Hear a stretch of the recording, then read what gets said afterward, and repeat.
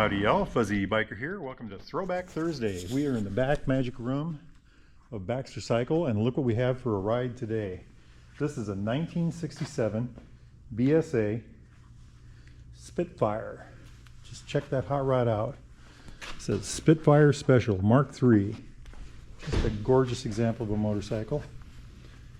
These have a 654cc parallel twin, air-cooled, overhead valves. The cams are down here somewhere.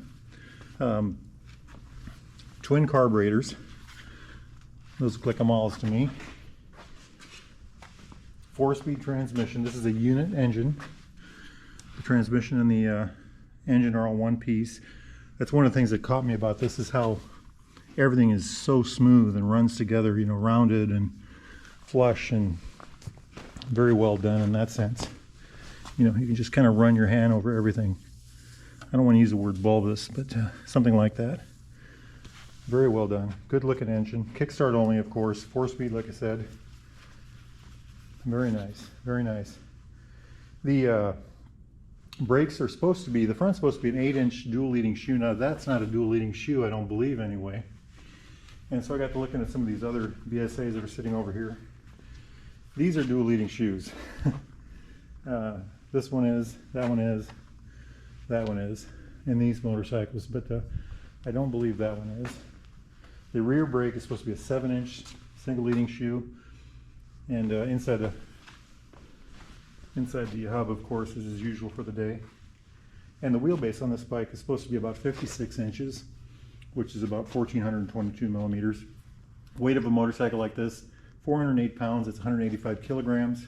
So pretty good, you know, 53 horsepower, by the way, it's 53 horsepower. 53 horsepower, 408 pounds, that's pretty darn good. You know, it probably ran pretty good for its time. I think one of the things I read said it would go 120 miles maybe, 120 miles an hour, one of the tests they did back in the day. In its time, it was supposed to be one of the faster BSAs right out of the box. So very nice in that sense. Fuel tank is 2 gallons, that's 7.6 liters. And it's a fiberglass tank. And I'm guessing these side covers are fiberglass too. Maybe they're plastic, but I would guess fiberglass. So, you know, this is where a bolt goes through to hold the tank down. Fuel filler, of course. Like I said, 2-gallon tank. What got me interested in this motorcycle was a couple weeks ago, I was in here and they had a Hornet. It was up in the shop area over there, up on the lift. I had never seen one before. And the engine caught me right away, the way the engine looked. And it was just kind of an interesting bike. Now the Hornet is the bike before this. The Hornet is their off-road version of this bike, or the desert sled kind of thing. It had supposed to have a little more compression, maybe a little more horsepower, no lights. You know, it's supposed to be a little lighter, and I think it had the same gas tank and stuff like that, but more of a race version. You know what? That bike's in the other room. We'll go get a look at that later in a little bit, but we'll get back to that. So let's get a closer look at this thing. We'll start with the front end. Very interesting looking air-cooled brakes, of course. You know, the ribbed here, the little gaps here. This is a single leading shoe. Covered forks, I don't know what diameter they are. Coming up here, we already talked about the tank, the engine. This is a tack drive right here. Tack right there. Speedo drive is off the rear wheel. Comes all the way around. You know, back in the day, that was very common. Fork adjusters right there. This is normal rear dual shock. The frame, if you look at the frame, it looks very light, doesn't it? You know, very thin tubed. Maybe that's why the bike was so lightweight. I love looking at in like through here, you know, the dual Amals, all the finning. That, you know, I already talked about the roundness. This is a dry sump engine. So the oil tank is right over here. It's underneath this cover, so it's kind of stylized. You know, here's the mechanical rear brake. You know, the drums in there, sprocket, the adjuster again. Got these pea shooter style mufflers. Very interesting.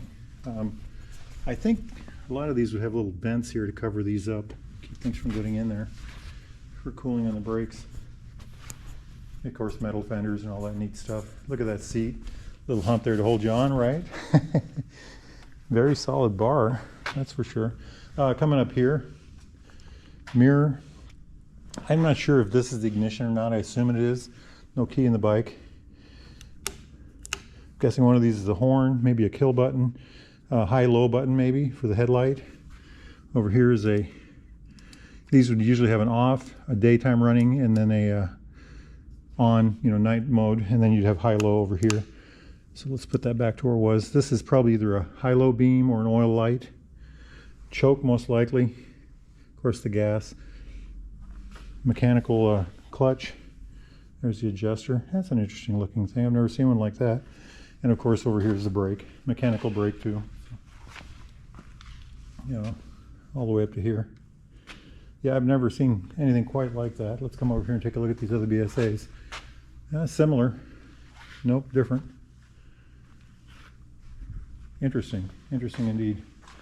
2 carburetors, so 2 throttle cables. You know, modern motorcycles have 2 throttle cables, one for pull, one for push. This had one for each carburetor, and then a spring would do the return. Low end mirror down here. This is most likely a steering dampener. I've never owned a motorcycle where I've had to use a steering dampener, so I don't know much about that. And up here is the amp meter, by the way. Very nice looking bike. I like it. I like it a lot. If y'all have any interest in a motorcycle like this or any of these other BSAs or Triumphs or Nortons or anything like this, get a hold of Randy at Baxter Cycle, baxtercycle.com. He can tell you all about it. I think what we'll do right now is we'll run over to the next room and take a look at that Hornet. Let's get over there. Wahoo! Okay, we are in the shop next door, and this is the Hornet, and this is probably a 66. I'm not sure the year. This was the, you know, there's no lights. If you look at this, it's got the high pipes, no exhaust pipes on it. Very different looking in that sense. It's got the same, you know, similar tank, side covers, engine of course.